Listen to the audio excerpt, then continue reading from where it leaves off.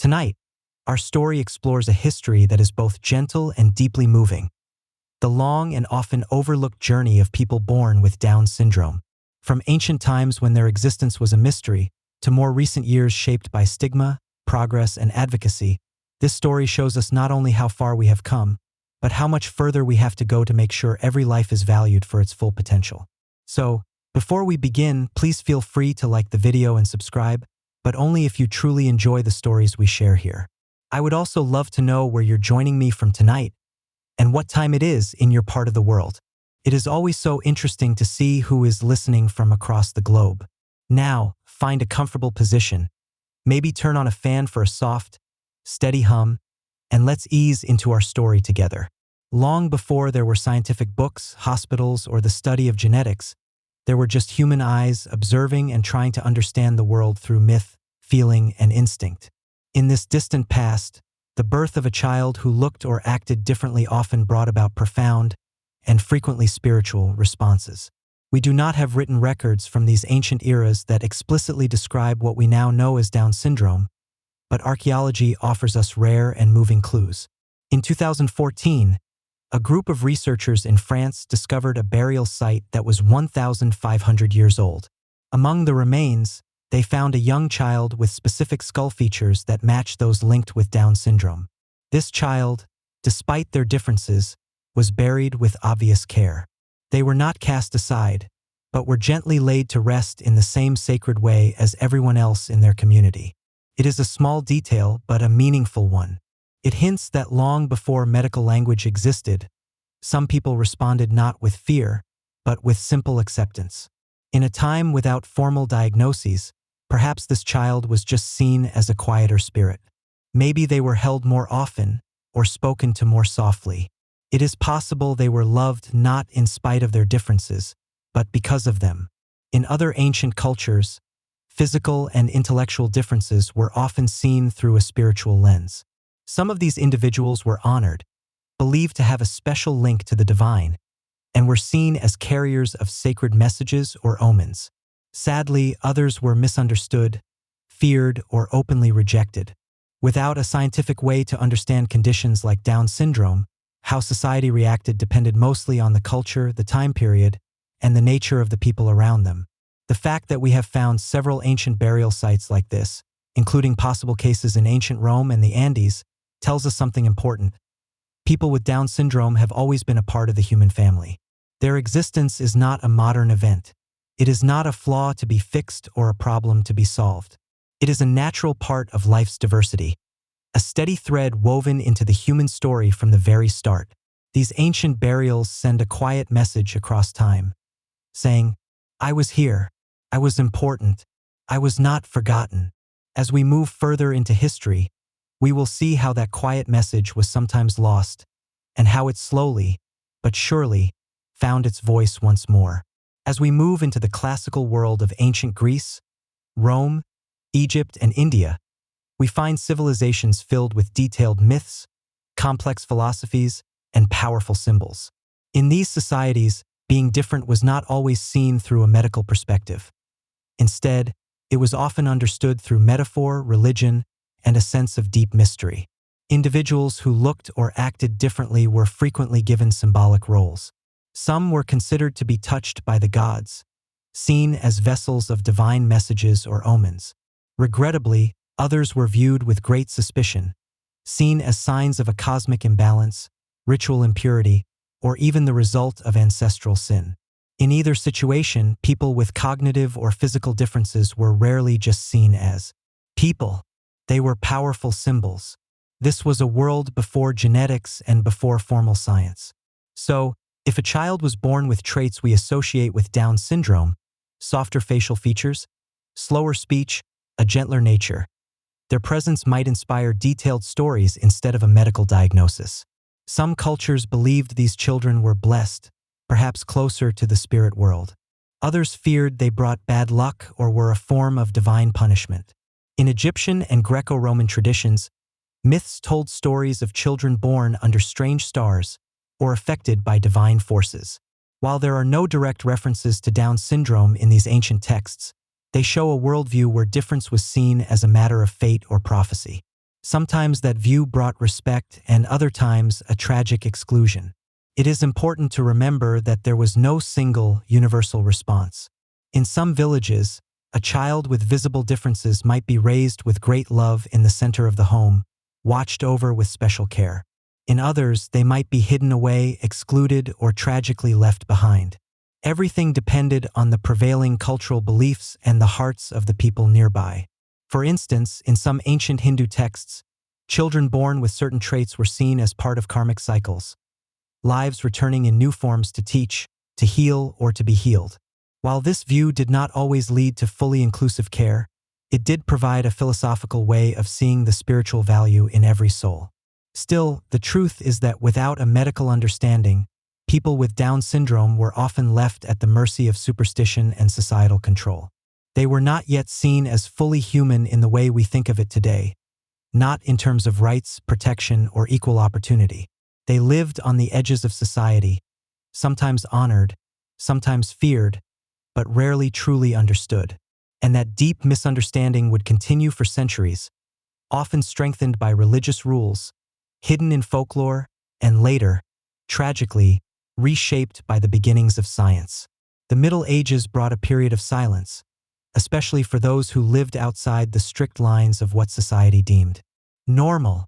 Between the 5th and 15th centuries, as Europe moved from ancient empires to feudal kingdoms, the way people with intellectual disabilities were treated was increasingly influenced by religious doctrine, a rigid social structure, and a deep fear of the unknown. Children born with Down syndrome in medieval Europe entered a world controlled by firm beliefs. The church had immense power, and any deviation from the norm was often seen through a lens of sin and punishment. A child who did not speak like others, who learned at a slower pace, or who had distinct facial features might be viewed not just as different, but as a sign of divine disapproval or, even worse, demonic influence. In rural villages, news of such a birth could travel fast, leading to whispers in the streets. Was it the mother's fault? Had the family committed a sin? Was this child a punishment, a test, or a dark warning? Since there was no scientific way to explain genetic conditions, fear-filled imaginations took over, and fear often leads to cruelty. Many of these children were hidden from the public. They might be raised quietly at home, kept inside, and rarely seen by others. Some were sent to monasteries or convents, where religious orders were responsible for caring for the sick and vulnerable. In some cases, this provided a degree of safety, food, and shelter. In others, it tragically meant a life of isolation, far from family and affection. But the medieval world was not completely without compassion. There are small fragments of kindness found within these centuries. Certain religious orders saw every soul as sacred, no matter their ability. There are records of monks referring to people with intellectual disabilities as innocents, spiritually pure and closer to God. In those rare situations, kindness was shown, even if full inclusion in society was not possible. Still, for most, this was an era of deep silence.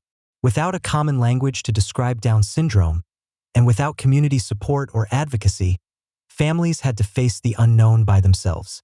Their stories were mostly unwritten, their lives largely unrecorded. They were always present, but history tended to pass them by, leaving only faint traces in art, brief parish records, or forgotten grave sites. And yet, even in this shadowed time, they carried on, quietly waiting for a world that could one day see them for who they were. Although the medieval period is often recalled for its harshness toward those who were different, not every story is one of fear, rejection, or superstition. Hidden among the darker parts of history are precious moments of quiet kindness, acts of care that challenged the norms of the time and showed the lasting humanity of the people who lived then. In small communities and distant villages, families sometimes responded to a child born with Down syndrome not with shame, but with genuine love. These were not people with access to modern science or support systems. They were farmers, artisans, mothers, and fathers, reacting not as experts but as parents. And for some, love clearly won over fear. We find hints of this in the rare records of midwives, healers, and religious figures who wrote about gentle or slow children who were deeply loved by their families. In monasteries, where many with disabilities were sent, either by choice or by need. Some religious caregivers formed relationships that went beyond what society expected. A monk or nun might teach such a child simple prayers, give them regular meals, or simply offer the gentle comfort of their presence. In these isolated instances, people with Down syndrome were allowed to grow at their own pace. They may not have been educated in a formal sense, but they were part of daily life, helping in gardens, joining in worship, or assisting with simple tasks. Their worth was not measured by what they could produce, but by their existence itself. We also find subtle signs of compassion in art. Medieval paintings sometimes show figures with features that resemble Down syndrome, often depicted as angels, humble shepherds, or minor saints. Whether the artists were intentionally portraying individuals with the condition or were simply inspired by people they knew, the message remains. They were an undeniable part of the human story, and sometimes a part of its beauty. Of course, we cannot romanticize this period. These acts of kindness were not common practice but were precious exceptions to a much harder reality. Most people with Down syndrome still faced exclusion, ridicule, or were simply invisible. But these exceptions are very important. They remind us that even in the most rigid and fearful times, there were always people willing to see differently. People who looked beyond superstition and social rules, who chose to care not out of obligation, but because something inside them refused to do otherwise. And in these simple, quiet acts of compassion, the seeds of a more inclusive future began to grow. As Europe gradually left the shadows of the medieval era and entered the scientific curiosity of the 17th and 18th centuries, the way society saw people with disabilities started to shift in a quiet but important way. Faith and superstition slowly gave way to observation and classification. This was the beginning of modern medicine, and with it came a new kind of focus: the medical gaze. For centuries, individuals with Down syndrome had lived on the fringes, whispered about, cared for in silence, or ignored completely. But in 1866, a British physician named John Langdon Down changed that forever. Working at an asylum in Surrey, Down published a significant paper. In it, he carefully described a group of patients who shared certain distinct features: almond-shaped eyes, a rounder face, a shorter height, and a generally gentle nature. He did not know the cause, chromosomes had not been discovered yet, but he clearly saw a consistent pattern. And so, without intending to, he gave the world the first formal medical description of what we now call Down syndrome. His language, however, certainly reflected the prejudices of his time. Langdon Down unfortunately compared his patients to people of Mongolian ethnicity, a term based on outdated racial theories common in Victorian science. He called the condition Mongolism, a painful label that would last for more than a century. While offensive today, it is important to know that Langdon Down's intentions were not cruel. In fact, compared to many of his colleagues, he believed in humane care. He emphasized kindness, structured daily lives, and dignity for his patients, even as the institutional system they lived in remained deeply flawed. With his paper, something both helpful and problematic began. People with Down syndrome were now seen as a type, a category that could be diagnosed. This had major effects. On one hand, it allowed researchers to study the condition in a systematic way, which eventually led to important medical progress. On the other hand, it often reduced individuals to just a diagnosis, a collection of traits to be studied. For the first time, people with Down syndrome were no longer invisible, but now they were being watched, analyzed, and classified, with their inherent humanity still often missed. Still, this moment was a clear turning point. The long, difficult road to understanding had started, and though that road would pass through some very dark places in the years ahead, it also laid the necessary foundation for future discovery, advocacy, and eventually, empowerment. As the 19th century turned into the 20th, the industrial world was rapidly growing. Cities expanded quickly, technology moved forward at a great speed, and complex systems were built to organize almost every part of human life.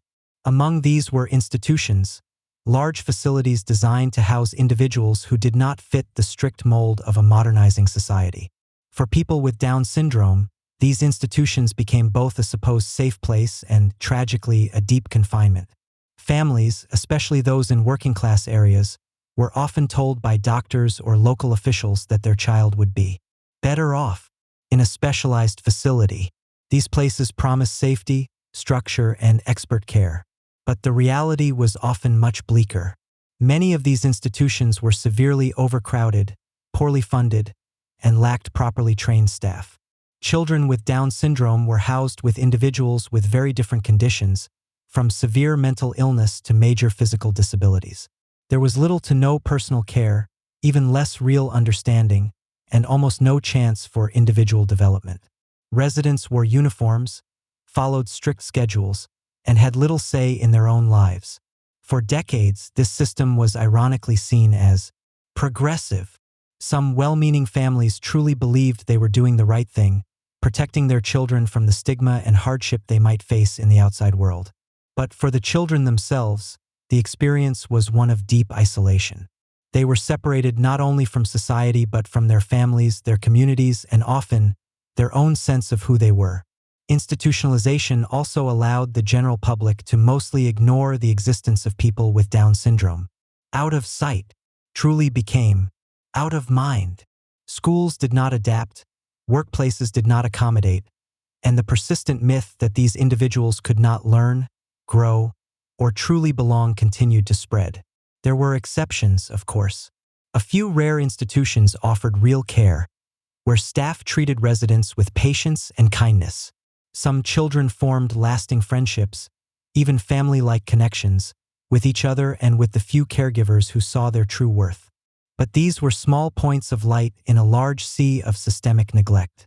Perhaps the most heartbreaking part of this time is how many bright, kind, and capable individuals lived their entire lives behind locked doors, not because they were a danger, but because the world was simply not ready for them. This chapter in history is a serious one, but it is also an important setup because the tide would eventually change, and the people once hidden away would begin to step into the light, supported by their families, dedicated advocates, and a voice the world could no longer ignore. As the 20th century progressed, science and medicine continued to advance, but not always for the better. What should have been a time of increasing understanding for people with Down syndrome tragically became a period where cold, dehumanizing ideas stripped away their humanity. This was the dark era of eugenics, born from a misguided wish to improve the human race. The eugenics movement took a firm and frightening hold in many parts of the world. It was not limited to extreme thinkers. It was widely accepted by governments, respected doctors, and prominent universities, all under the false pretense of science. People with Down syndrome were systematically labeled as unfit, defective, and a burden on society. The chilling idea was simple. If certain traits were considered undesirable, perhaps they could be prevented or removed through forced sterilization, institutionalization, or selective breeding. And so, in countries like the United States, Canada, and Sweden, laws were passed that allowed the forced sterilization of individuals with intellectual disabilities. Many young women and men with Down syndrome were sterilized without their knowledge or consent, often under the state's authority. They were denied the basic right to have children, to have a family, or even to control their own bodies. The very things that make us human, love, connection, choice, were systematically taken away. But nowhere was this ideology applied more violently than in Nazi Germany. Under Adolf Hitler's regime, the idea of a pure race led to terrifying outcomes. The T4 program specifically targeted children and adults with disabilities, including Down syndrome, for systematic extermination. Thousands were forcibly taken from their families and brutally murdered in clinics that pretended to be hospitals. Some were starved. Others were poisoned with gas or lethal injections. Their deaths were cleverly hidden in paperwork, listed as pneumonia or heart failure. Their names were erased, their existence declared life unworthy of life. These acts were not just war crimes. They were official policy, carried out in the name of supposed progress. This horrific chapter in history must never be forgotten.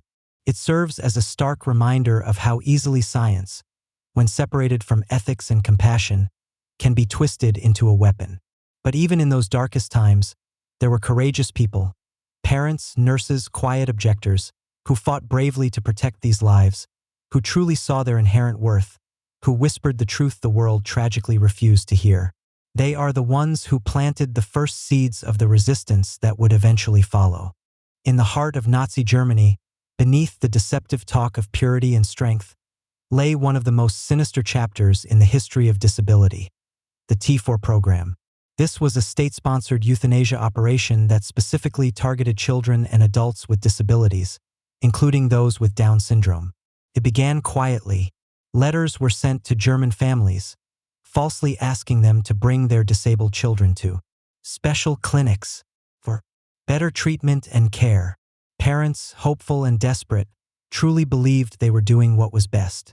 But once the children arrived, they were never seen again. The T4 program was named after its headquarters address, Tiergartenstrasse 4 in Berlin, and its mission was terrifyingly clear: to systematically remove lives deemed unworthy. Doctors, nurses, and officials chillingly worked together to carry out mass murders of disabled individuals. This was not done in secret. It was conducted with official medical forms, signed approvals, and bureaucratic stamps. Systematic, horrifyingly efficient, and disturbingly sanitized. Children with Down syndrome were among the first victims. They were often the youngest, the most visibly different, and therefore the most vulnerable. Some were killed within days of arrival. Others were kept for observation, studied like objects, and then tragically euthanized. Their families were sent fake death certificates, with the causes of death carefully changed to avoid suspicion. The deception was as cruel as the act itself. By the time public protest forced the official end of the T4 program in 1941, over 70,000 people had been murdered. But the killing did not truly stop.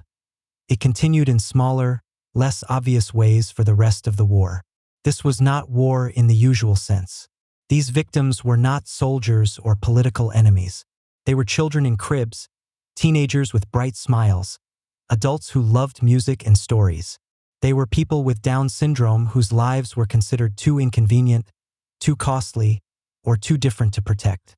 The legacy of T4 casts a long, dark shadow. It clearly showed the world how dangerous it is when society forgets the inherent dignity of every human life. It was not just a Nazi crime. It was a universal human crime, one tragically allowed by silence, widespread stigma, and the flawed belief that some lives matter more than others. But out of that deep darkness, something important began to stir. An awakening. The world, horrified by what had happened, began to ask deeper questions about inclusion, ethics, and the true meaning of care. It would be a long, difficult road to healing, but the reckoning had finally begun. In the wake of World War II, as the world dealt with the unimaginable horrors of the Holocaust, something fundamental started to shift. Slowly and quietly, but undeniably. The global community had seen, in stark and brutal detail, what happens when entire groups of people are devalued, systematically dehumanized, and ultimately thrown away. While this reckoning first focused on race and religion, it soon grew to include people with disabilities, including those with Down syndrome. The deep moral shock of the T4 program sparked a powerful movement. Parents who had once been told to give up their children, who had been pressured to institutionalize them or stay quiet, began to courageously speak out. They were no longer willing to accept a life of confinement and shame for their children. They began to organize, first in small community groups, then expanding into national organizations. In the United States, the 1950s and 60s saw the birth of vital advocacy movements, which gave families a crucial platform to demand dignity and basic rights. These early advocates were not professional politicians or celebrities. They were devoted mothers and fathers. They were people who loved their children deeply and refused to believe that a diagnosis like Down syndrome meant a life without value or purpose. They began to challenge outdated laws, push for better medical care, and demand access to public education, which at the time was denied to most children with intellectual disabilities. The civil rights era gave significant momentum as marginalized groups across America fought for equality. Disability advocates began to connect their cause to the larger movement for justice. The powerful idea that every person, regardless of race, gender, or ability, deserved equal treatment under the law became a uniting call. Across the ocean, similar movements appeared in the UK, Scandinavia, and Australia. Parents formed important support networks and began to lobby governments. advocates started publishing newsletters, holding conferences, and creating vital training programs for teachers and caregivers. A deep sense of solidarity began to form not just among parents but among self-advocates, individuals with Down syndrome who themselves began to speak for their own rights. This shift was enormous. It moved people with Down syndrome out of the shadows and directly into the public conversation. And while progress was far from perfect, a powerful truth had been firmly established. They had voices, they had immense potential, and they would no longer be silent. The age of advocacy had clearly begun. As the advocacy movement gained steam in the 1960s and 70s, something truly remarkable happened. The people at the very center of the story, individuals with Down syndrome themselves, began to speak. Not just through their families or support organizations, but powerfully in their own words, through their own actions, and in the context of their own lives. This was the crucial decade when the silence truly began to break. In many countries, new laws started to open the doors of public schools to children with intellectual disabilities. In the United States, the Education for All Handicapped Children Act of 1975 guaranteed the right to a free and appropriate public education for every child, including those with Down syndrome. This marked a huge shift. Children who were once systematically kept out of classrooms were now being welcomed in, often for the first time. With education came vital visibility. Children with Down syndrome were no longer hidden away. They were learning alongside their peers, making friends, participating in school plays, going to dances, and building real confidence. Teachers, many of whom had never worked with a child with an intellectual disability before, discovered something surprising. These students had so much to offer. They were capable of learning, growing, and contributing not just to the classroom, but to the entire school community. This new visibility went far beyond the classroom. As social norms changed, people with Down syndrome began to appear in magazines, on television, and eventually in movies. In the UK, a groundbreaking documentary aired in 1979 called A World Apart, which closely followed the life of a young woman with Down syndrome. It was raw, honest, and deeply humanizing. For many viewers, it was the first time they had seen someone with the condition portrayed with such dignity and depth. Families, too, continued to share their stories. Personal essays, heartfelt memoirs, and touching photo collections began to circulate, showing everyday moments of joy, frustration, growth, and deep love. These stories did not ignore the challenges, but they powerfully broke the myth that a life with Down syndrome was only about sorrow or struggle. And, most importantly, self-advocates began to emerge. Young adults with Down syndrome started giving speeches, attending conferences, and bravely sharing their own experiences. Their message was simple but profoundly powerful. We are not less. We are different. And we have something to say. This chapter in history marks the true birth of visibility, when the world was finally forced to look, to listen, and to begin seeing people with Down syndrome not as cases, but as complex, unique human beings. By the 1980s and 1990s, the growing chorus of advocacy, expanded education, and increasing self-expression began to reshape not only public policy but also basic public perception. A new, more inclusive understanding of Down syndrome was taking firm hold, one that viewed individuals not as problems to be managed, but as people to include, support, and celebrate. This transformative shift was driven by several powerful forces coming together at the same time. Medical advancements were dramatically improving health outcomes for people with Down syndrome. Pediatricians began to receive better training on developmental disabilities. Heart surgeries, once thought too risky or simply not available for children with Down syndrome, became more common, greatly improving survival rates. Therapies like speech, occupational, and physical therapy were being offered earlier and more regularly, helping children develop skills that were once thought impossible. As a direct result, life expectancy began to rise significantly. In the 1960s, many children with Down syndrome were not expected to live past their teens, but by the 1990s, that number had risen dramatically, reaching into the 50s and 60s, with some individuals living well into old age. For the first time in history, people with Down syndrome were not just surviving childhood. They were becoming adults with full, promising lives ahead of them. This new reality forced society to ask deeper questions. What kind of adulthood would they have? Could they work? Could they live on their own?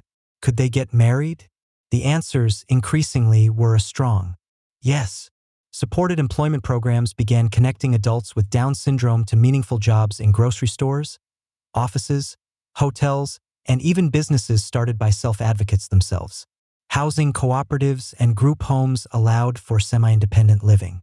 And across the world, inspiring stories began to appear of romantic relationships, marriages, and deep friendships formed between people who just decades earlier might never have had the chance to meet, let alone dream of a future together. It was becoming very clear. People with Down syndrome were not defined by their condition. They were unique individuals with strengths, struggles, personalities, and dreams. And the world, slowly but surely, was learning how to truly make room for them. By the early 2000s, something truly wonderful was happening. Individuals with Down syndrome, once hidden away in institutions or quietly raised at home, were powerfully stepping into the public eye. Not for pity or as tokens, but for the same basic reasons anyone steps forward: to be seen, to be heard, and to be recognized for who they truly are. Representation was no longer confined to dry medical journals or specialized advocacy newsletters. People with Down syndrome were appearing in commercials, modeling campaigns, popular TV shows, and even on stage. For the first time, audiences around the world were seeing the joyful, complex, and deeply human reality of living with Down syndrome through the voices and stories of those who lived it. In 2009, a young woman named Madeline Stewart from Australia made global news when she became one of the first professional models with Down syndrome. Her photographs were not just beautiful. They deeply challenged the fashion world's long-standing, narrow ideas of beauty. Madeline walked on runways in New York, Paris, and London, inspiring thousands and changing what was considered normal in modeling. In Spain, Pablo Pineda became the first person with Down syndrome in Europe to earn a university degree. He did not just succeed academically. He became an educator, a public speaker, and a powerful ambassador for inclusion. His high visibility helped to break one of the oldest myths about the condition: the belief that people with Down syndrome could not think deeply, study hard, or contribute intellectually. Television shows began to feature characters played by actors with Down syndrome, not as minor notes, but as fully developed, complex roles. In the US, Lauren Potter starred in the hit series Glee, bringing significant visibility and confidence to a new generation of viewers. Her advocacy, both on and off screen, helped to normalize what had once been widely misunderstood. But this was not just about fame, it was about everyday visibility. It was about people with Down syndrome working in bakeries, greeting customers at hotels, living in apartments, and celebrating birthdays with their communities. It was about classmates, coworkers, neighbors, and friends. Representation mattered because it gave people with Down syndrome a mirror, a way to see themselves in the world. And it gave the rest of society a window into their world, one filled with humor, love, ambition, and deep individuality. From hidden to seen, from misunderstood to embraced, this was the powerful result of presence. And the world was finally watching with open eyes. Despite all the amazing progress in medicine, advocacy, and visibility, the journey toward full inclusion for people with Down syndrome is far from over. Today, we live in a world of both celebration and frustrating conflict. While many societies have taken important steps forward, others still struggle to accept, support, or even fully recognize the inherent value of lives that do not fit conventional expectations. One of the most sensitive and complex issues is prenatal screening. With advances in genetic testing, many expectant parents around the world now have the option to know early in pregnancy if their child might have Down syndrome. And while information can be empowering, it can also lead to very difficult decisions, especially in cultures where disability is still feared or misunderstood. In some countries, particularly in parts of Europe and Asia, the rates of termination after a prenatal diagnosis of Down syndrome are alarmingly high, reaching over 90% in some areas. This raises deeply emotional questions. Are these choices truly free, or are they quietly shaped by societal pressure, a lack of proper support, and a widespread fear of the unknown? Many parents have shared that they were given the diagnosis in cold, clinical terms with a long list of potential risks, but with little or no mention of the potential for joy, growth, or possibility. Few were introduced to families successfully raising happy, thriving children with Down syndrome. Even fewer were told about the growing community of adults living fulfilling, independent lives. In this deep silence, fear grows. The issue is not about judgment. It is about understanding. The truth is, many societies still have not truly made enough space for people with Down syndrome to be fully included in education, employment, housing, or relationships. Too often, parents are left to navigate these complex systems alone, and children are still met with lowered expectations, limited access, or subtle exclusion. There is also the ongoing challenge of tokenism. Representation is indeed growing, but sometimes it is treated as a novelty instead of a true normalization. A few success stories are celebrated loudly, while many others still live on the margins, unseen and unheard. And yet, in the face of these significant challenges, the movement continues. Advocates, including people with Down syndrome themselves, are relentlessly pushing for better policies, deeper inclusion, and a fundamental cultural shift toward true acceptance. Because the ultimate goal is not just awareness, it is genuine belonging. A world where no one with Down syndrome is seen as a mistake, but as a life worth living, loving, and supporting. When we look back across the centuries, at the silence, the stigma, the rejection, and the determined resistance, one truth stands out powerfully above all the noise.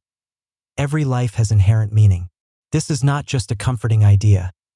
It is a profound fact that history, time and again, has quietly tried to prove, even when society stubbornly refused to see it.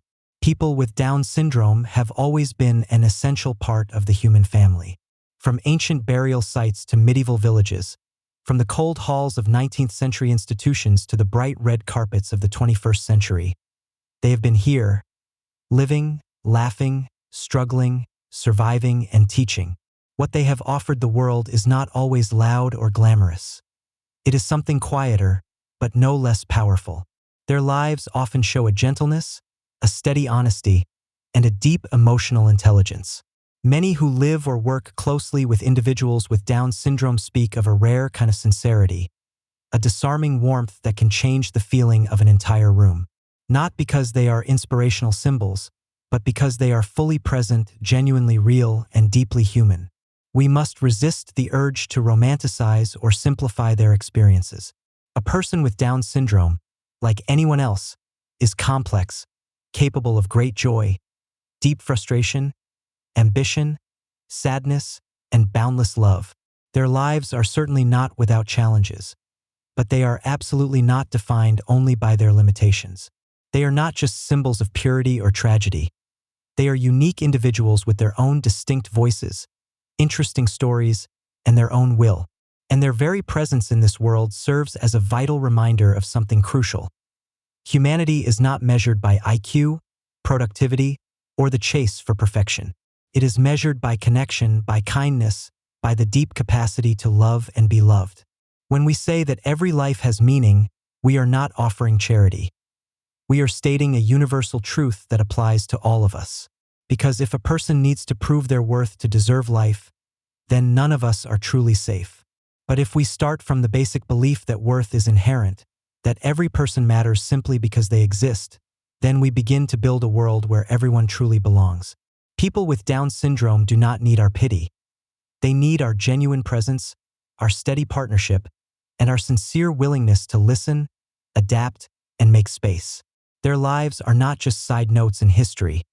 They are vibrant, essential chapters in the unfolding human story, and some of the most beautiful ones at that.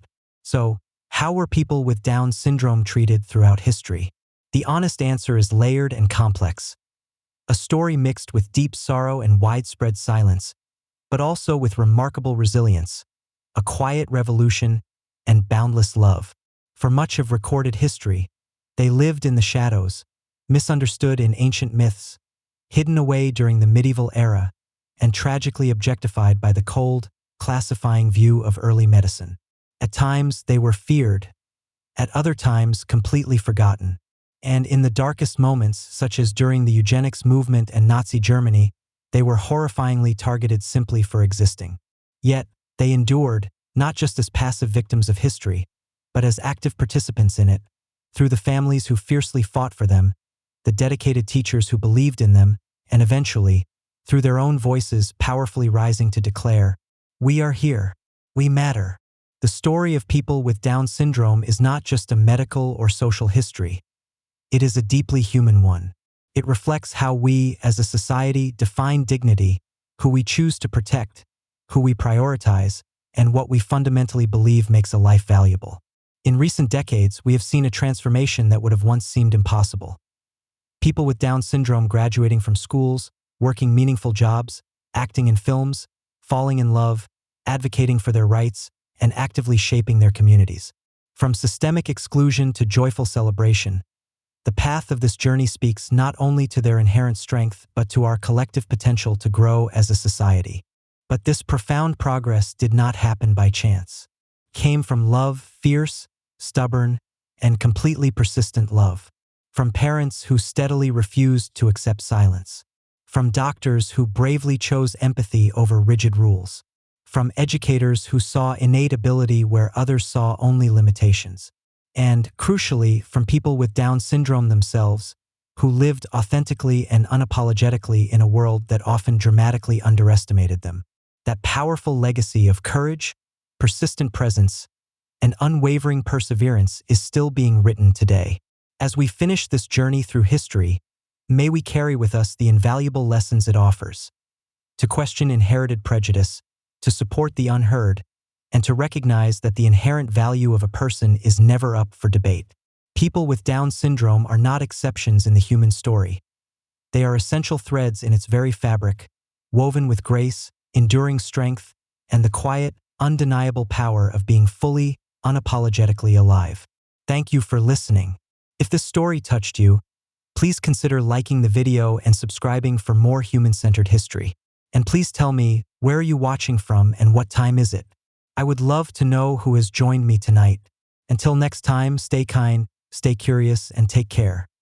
A history of jewelry. Long before the invention of writing, before kingdoms were carved into stone, or grand temples rose toward the sun, humans felt a natural desire to adorn themselves.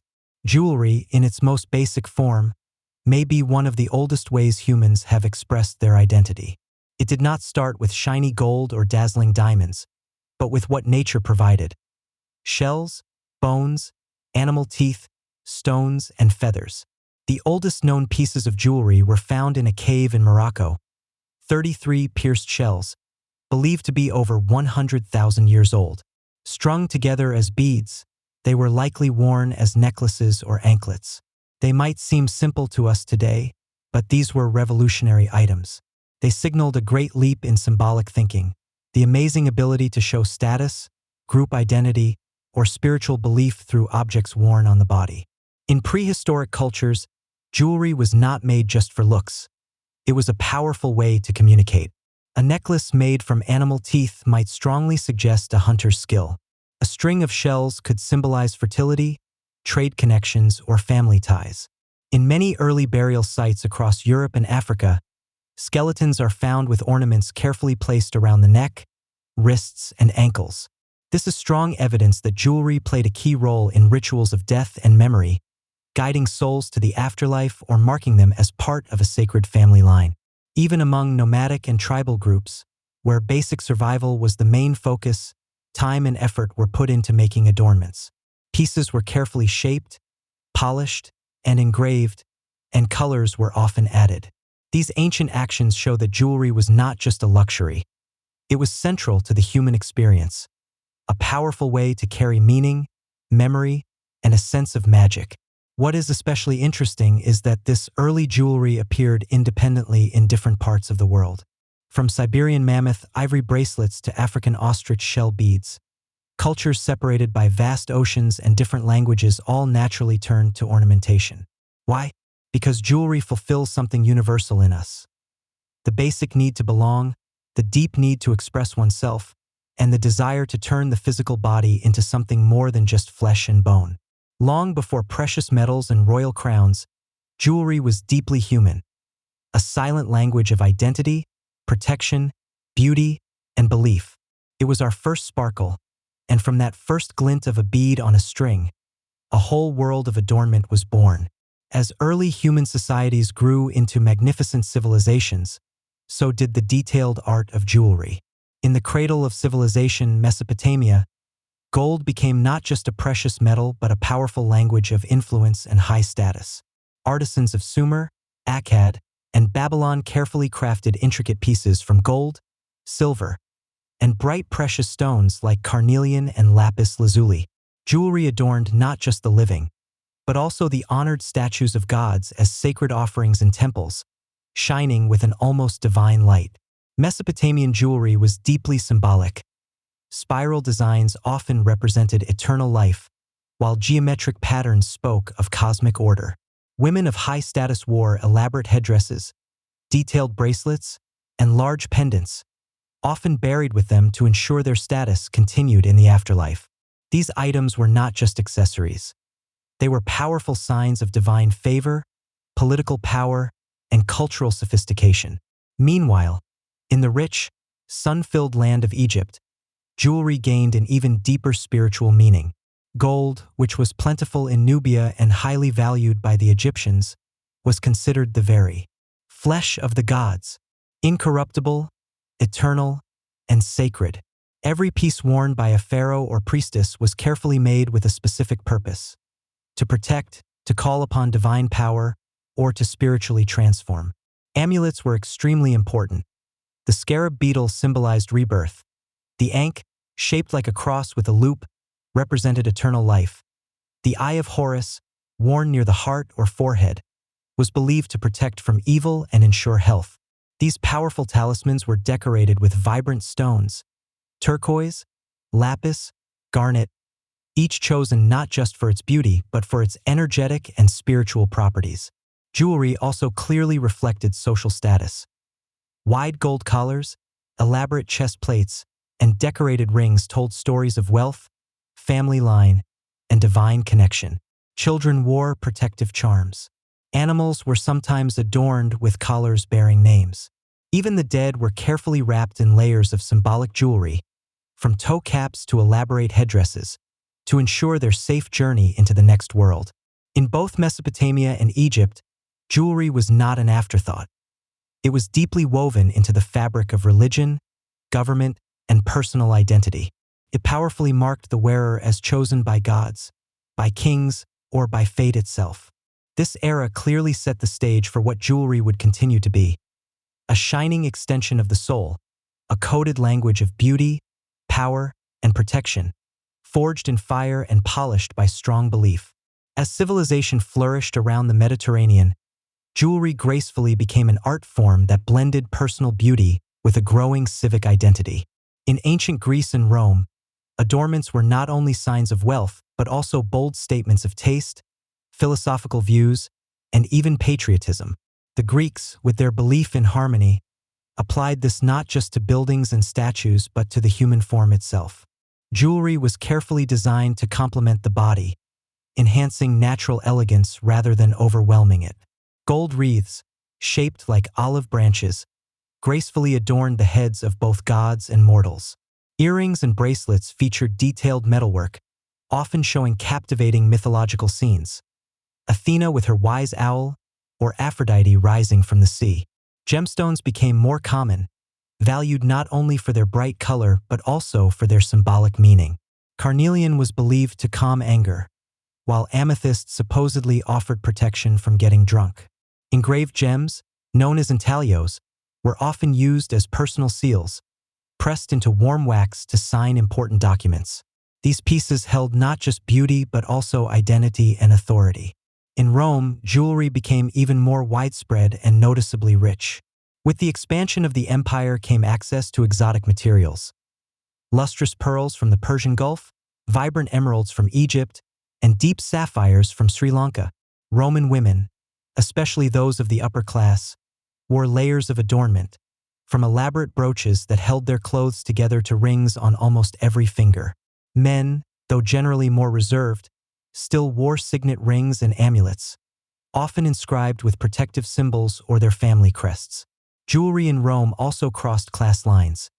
Freed slaves, once given citizenship, would proudly wear gold rings as a visible mark of their new status.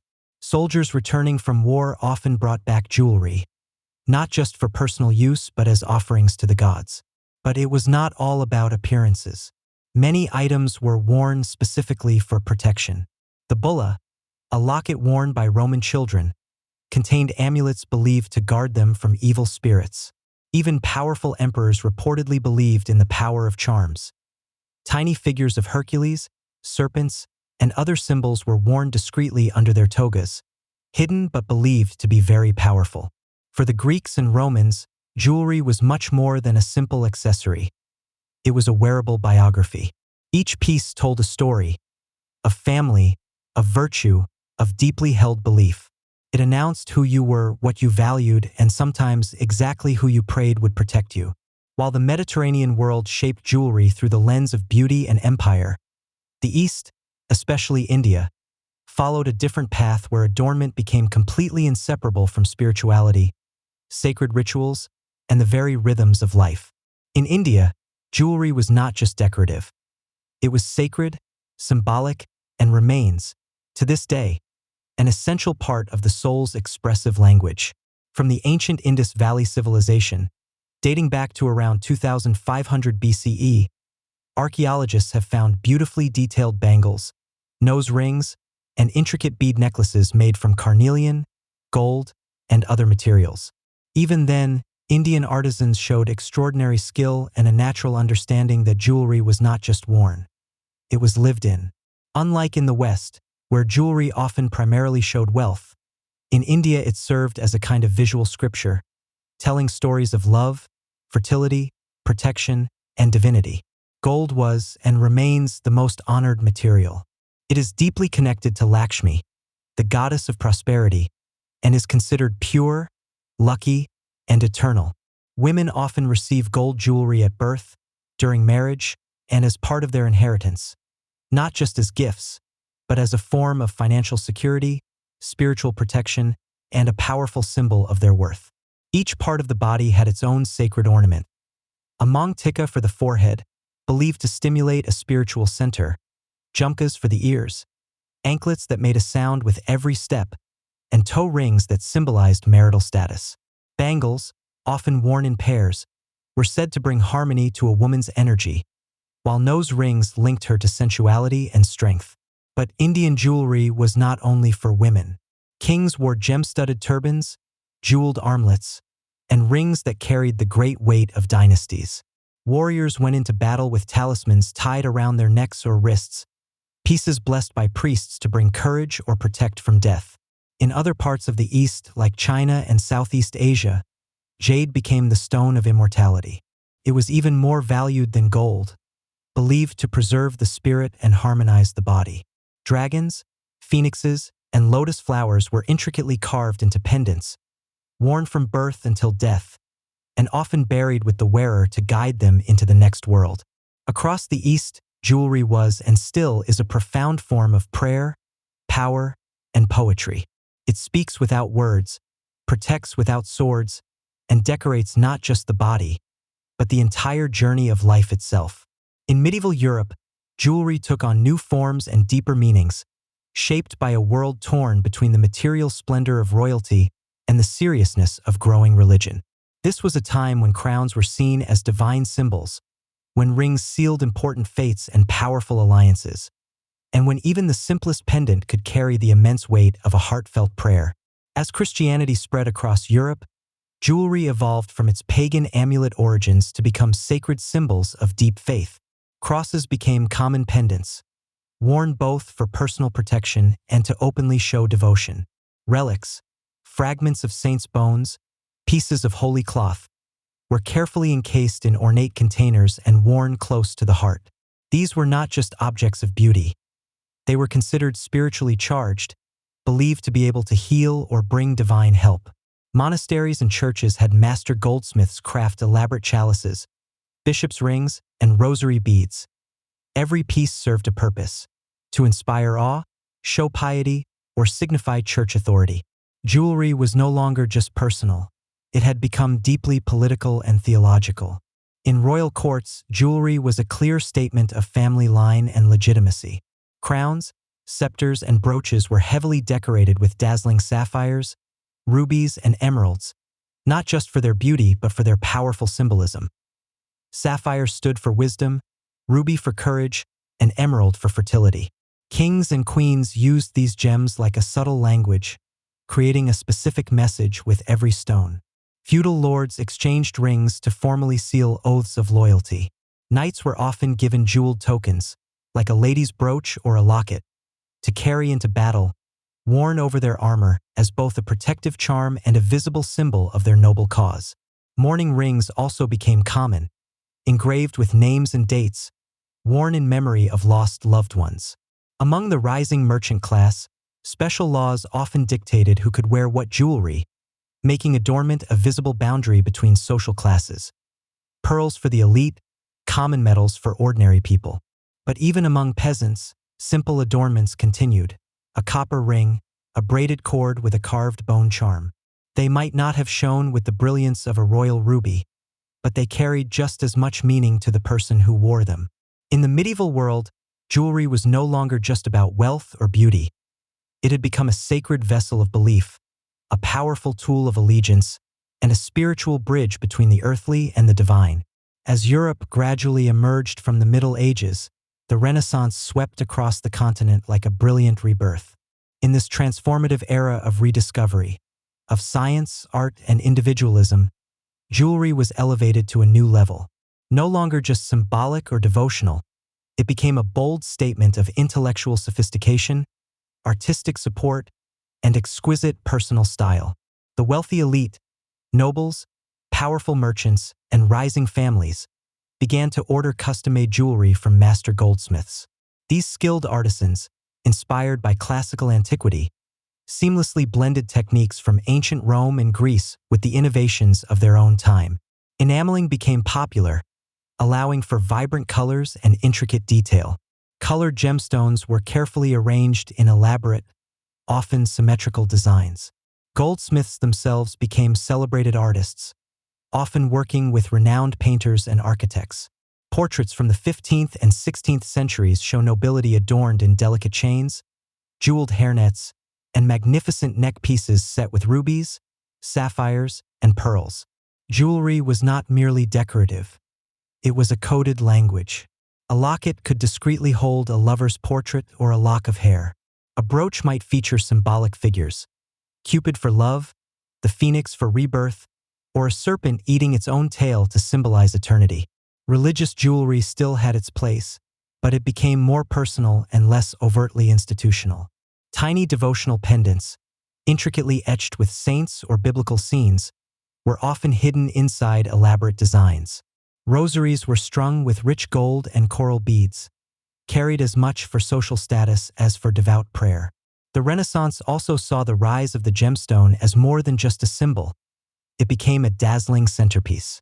Cutting techniques improved dramatically, and gem merchants traveled far and wide to get exquisite diamonds from India, vivid emeralds from Colombia, and lustrous pearls from the Persian Gulf. These rare stones were not just worn.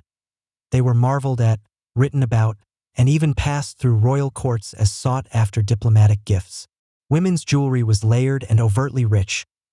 Belts hung with countless trinkets, earrings with dangling pearls, and collars thick with glittering gems. Men wore impressive chains of office, jeweled rings, and ornamented sword hilts. Jewelry became a wearable canvas, a profound blend of identity, aspiration, and artistic mastery. In the Renaissance, beauty was considered divine, and jewelry, worn close to the body, became a radiant, undeniable declaration of self. Not just a whisper of status, but a bold, glittering proclamation of one's identity in gold, stone, and form. As the Renaissance gave way to the elaborate Baroque era, jewelry transformed once again, this time into a spectacular, theatrical display of unparalleled richness, immense wealth, and expansive global reach. From the 17th to the early 18th century, adornment became more dramatic, more extravagant, and significantly more politically charged. Jewelry was no longer just a matter of refined taste. It was a resounding proclamation of dominance, both personal and imperial. The royal courts of Europe, especially those of Louis XIV in France and the Habsburgs in Spain and Austria, enthusiastically embraced adornment as a grand performance. Necklines plunged, elaborate collars rose, and every exposed surface became an irresistible opportunity for lavish decoration. Women wore bodices completely covered in dazzling gemstone clusters, while men draped themselves in heavy gold chains and gemstone-studded insignia. Hairpins, shoe buckles, gloves, and even fans were intricately encrusted with precious stones. What truly fueled this explosion of glitter was more than just art. It was relentless conquest. European powers were now aggressively expanding across the globe, and the immense riches of India, Africa, and the Americas flooded into royal treasuries. Diamonds from Golconda, vibrant emeralds from Colombia, and gold mined by colonized labor became the raw material for European luxury jewelry. Jewelry became a direct, unmistakable display of colonial power, the sparkling reward of imperial ambition. One iconic example is the famed La Peregrina pearl, discovered off the coast of Panama in the 16th century. It passed through the hands of Spanish royalty, Napoleon's brother, and eventually Hollywood icon Elizabeth Taylor. But behind its exquisite beauty lay centuries of conquest, labor, and profound cultural exchange. Baroque jewelry was decidedly not subtle. Brooches grew large and incredibly ornate. Rings became miniature sculptures, and earrings often extended dramatically to the shoulders. The scrolls, ribbons, and elaborate floral motifs of the period vividly reflected the architecture and music of the time. Ornate, layered, and bursting with emotion. Religious jewelry too reached new levels of complexity. Rosaries were set with diamonds, and reliquaries were made portable, worn as lockets filled with saints' bones and adorned with angels, doves, and golden thorns. Jewelry became both armor and altar. Yet, beneath the shimmering surface, a new world order was rapidly forming. Global trade, widespread colonization, and the rise of the powerful merchant class began to fundamentally shift who could access luxury and who could no longer be ignored. The Baroque period was not just about showing off. It was profoundly about controlling the narrative. In gold, in gemstones, and in breathtaking spectacle, jewelry eloquently told the story of who truly ruled the world and who paid the steep price for it. The 18th and 19th centuries were profoundly marked by immense change. Revolutions toppled monarchies, the middle class steadily gained power, and the Industrial Revolution fundamentally reshaped how the world worked, dressed, and adorned itself. Jewelry, once the exclusive language of royalty and the church, began to evolve, becoming more accessible, more personal, and, surprisingly, significantly more romantic. In the immediate aftermath of the French Revolution, flashy jewelry fell sharply out of style. Lavish displays of wealth could be dangerous. Simpler neoclassical styles took hold, inspired by ancient Rome and Greece, a subtle nod to ideals of reason, equality, and restrained elegance. Think of delicate cameos, graceful laurel wreath designs, and lockets worn discreetly under the collar, close to the heart. But with the Victorian era came a different kind of extravagance, one not rooted in monarchy but in deep feeling. Queen Victoria of England set the tone for much of 19th century jewelry. Her profound love story with Prince Albert was immortalized in matching bracelets, poignant mourning brooches, and lockets containing strands of hair. Jewelry became deeply emotional, a tangible extension of love, grief, and cherished memory. Engagement rings grew in popularity, as did birthstone jewelry and charm bracelets, each piece a small, personal fragment of one's unique story. Advancements in technology made jewelry more accessible. Mass production, electroplating, and machine-cut stones allowed the growing middle class to participate in trends once exclusively reserved for nobility. Costume jewelry emerged, not fake, but fashionable, allowing people to express themselves affordably and often. Meanwhile, global influence continued to expand. Japanese motifs subtly entered Western design during the Art Nouveau movement. Persian and Mughal designs inspired the flowing, gem-drenched styles of elite workshops, from Paris to New York. With colonization came both exploitation and profound cultural fusion. vividly seen in the gemstones and styles worn across the globe. By the late 19th century, iconic jewelry houses like Tiffany and Company and Cartier were rapidly rising to prominence. These were not just stores. They were powerful brands that would help define luxury for the new century. Their designs seamlessly blended classic elegance with individual identity, offering pieces that felt timeless yet modern, refined yet deeply emotional. Jewelry in this era became more than just status. It became a wearable biography, celebrating births, mourning deaths, symbolizing unions, and even marking newfound independence. And just on the horizon, a revolution in style and design was approaching, one that would fundamentally change the very face of jewelry forever. The 20th century shattered traditions and redrew boundaries in politics, in art, and most certainly in jewelry. From the bold geometry of the Art Deco movement to the raw authenticity of street fashion, from the glittering red carpet to hand-woven tribal beads, jewelry evolved to be more than mere ornamentation.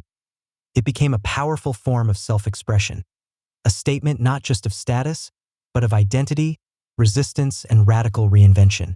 The early 1900s brought in the sharp, clean geometry of Art Deco, directly inspired by industrial design, thrilling Egyptian archaeology, and the glamorous Jazz Age.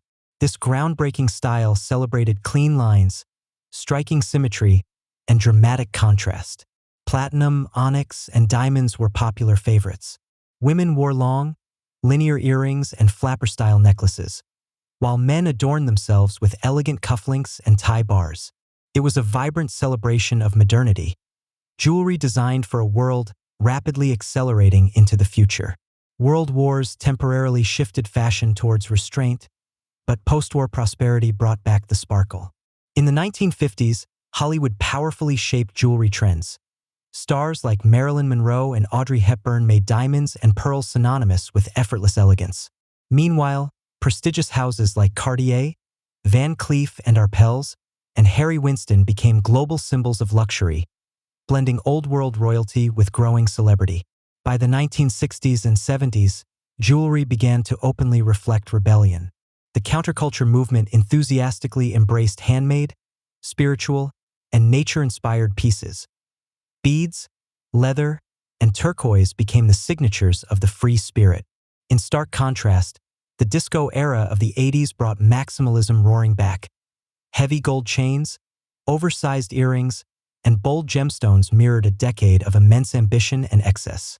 Then came identity jewelry, pieces explicitly worn to say, "This is who I am." Pride pins, nameplate necklaces, zodiac pendants, political brooches. Jewelry transformed into a wearable canvas for culture, belief, gender, and belonging. It eloquently told the world where you stood, who you loved, or what you had survived. In recent years, the conversation around jewelry has expanded significantly to include sustainability, ethical sourcing, and the rich stories behind each piece. Lab-grown diamonds challenge old definitions of value. Heirloom redesigns breathe new life into family history. Artisan revival movements celebrate indigenous craftsmanship and community over mass production. And digital culture plays its own crucial part. A piece of jewelry today might trend virally on Instagram, be handcrafted by a local maker, or symbolize a cause close to one's heart. No longer confined solely to traditional gold or diamonds, jewelry is now as diverse and multifaceted as the people who wear it. It's not just about shine, it's profoundly about meaning. From Mesopotamian amulets to digital-era signet rings, jewelry has always spoken, and as long as humans long to express who they are, it always will. The Oracle Tomb of Baiae. On the shimmering coastline of southern Italy, not far from the lively chaos of modern Naples, lies a place that once rivaled the splendor of Rome itself, Baiae. Today, it is quiet, partly underwater, and largely forgotten by time. But beneath its calm waters and weathered ruins, something extraordinary remains. A chamber lost to the sea, carved deep into volcanic rock. Hidden by steam and wrapped in old legends, this place is known as the Oracle Tomb, and some even whisper that it might be a true gateway to the underworld. To the ancients, Baiae was not just a city. It was a sanctuary of pleasure and prophecy, of indulgence and profound vision. It was situated on the restless earth of the Campi Flegrei, the burning fields, a huge volcanic caldera where the ground constantly shifts, breathes, and smolders. Gases hiss from cracks in the earth, and waters bubble strangely. It is a place where the physical world feels thin, as if something else lies just beneath the surface. For centuries, Baiae served as a luxurious playground for emperors, powerful generals, and famous poets. Lavish villas clung to the cliffs, and statues of gods and heroes overlooked private harbors. But as the land gradually sank and the sea relentlessly rose, much of the city slipped underwater. The marble walkways and detailed mosaic floors now lie beneath gentle waves, preserved in a deep silence, untouched by air, watched only by fish and the occasional curious diver. And yet, among these submerged wonders, one chamber stands out. Partially underwater, hidden near the ruins of an ancient bath complex, it descends into deep darkness. It is no ordinary ruin. It was carved with a specific purpose, layered with deep symbolism, and aligned with something beyond simple architecture. Something sacred, or perhaps forbidden. To step into it today is to step into a different reality, one where ancient myth might still breathe within the very stones. Modern archaeologists gave it the name, the Oracle Tomb, but older voices called it something else. The antrum, the cavern, a place where the veil between the living and the dead was thin, where prophecy could be drawn from mysterious vapors, and where those brave enough could descend not just into the earth, but into the very imagination of ancient Rome. Whatever lies within it does not rest quietly. The Oracle Tomb is waiting, and its story begins where the land disappears beneath the sea. Baiae was no ordinary Roman settlement.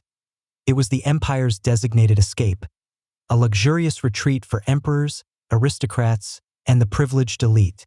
It was built not mainly for government or war, but for pure, unrestrained indulgence. Nestled along the Bay of Naples, Baiae shimmered with an air of unmatched luxury, a city utterly soaked in pleasure and veiled in tantalizing scandal. To walk its marble streets was to be among immense power. To bathe in its thermal springs was to immerse oneself in rituals of both healing and deep hedonism. The city's fame was not just due to its great wealth, but also to its unique landscape. Built on top of a restless volcano, Baiae rose directly over the Campi Flegrei, a massive supervolcano whose pervasive energy heated the ground, caused its waters to bubble, and gave the very air a strange, almost metallic scent. The Romans respectfully called this region the breathing place of the gods. Here, the earth itself seemed alive, constantly shifting, breathing out sulfur, and whispering ancient secrets through plumes of steam. It was here that clever Roman engineers and artists built magnificent bathhouses, grand domed pavilions, and private palaces that truly rivaled anything found in the capital. Nero had a villa here, as did Julius Caesar and later Hadrian. These were not just places of rest. They were lively scenes of intricate politics, secret affairs, and unchecked indulgence. It was widely said that what happened in Baiae never left Baiae. The city became so associated with excess that poets and moralists openly criticized it. Seneca the Younger famously called it a vortex of luxury. But Baiae's very geological beauty was its downfall. Over time, the relentless volcanic activity that warmed its baths and inspired its mystique began to cause the land beneath it to shift, a process known as bradyseism, where the ground itself slowly rises and falls, breathing with the volcano's energy. This caused entire sections of the city to slowly sink. By the late Roman period, the sea had claimed Baiae's lower levels. Temples, sprawling gardens, and intricate mosaic-covered floors now lie beneath shallow, shimmering waters, a surreal underwater museum. Divers today swim past majestic marble columns and long-forgotten sculptures.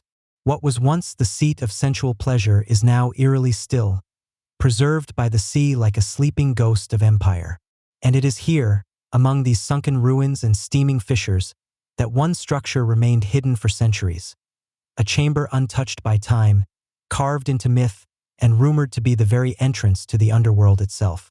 The Oracle Tomb of Baiae remained lost for nearly 2,000 years, buried beneath layers of volcanic soil, shrouded by enduring myth, and ultimately forgotten by the wider world.